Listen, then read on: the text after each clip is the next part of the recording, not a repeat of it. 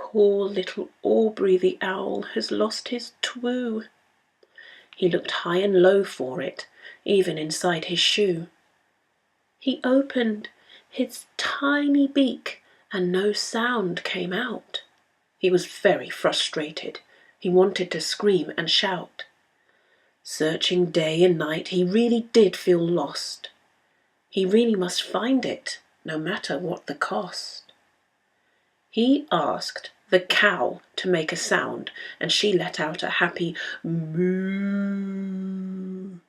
Now where else to look? He really had no clue. He asked sheep to speak. He let out a proud and raucous baa. Surely he'd find it soon, thought Owl. It couldn't have gone far.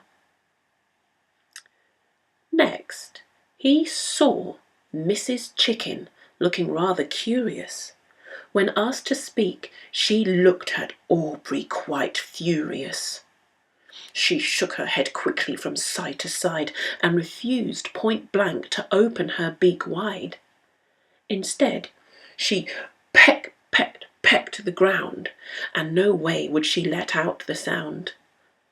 Poor Aubrey begged and begged her, but a sound she would not muster.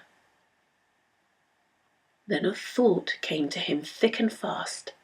He had the answer long at last. He spread his wings out far and wide, and a feather he did pluck. This idea he had was brilliant.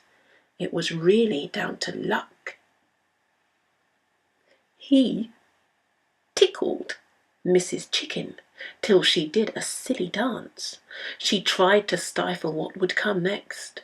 She really had no chance. Oh, poor Mrs. Chicken.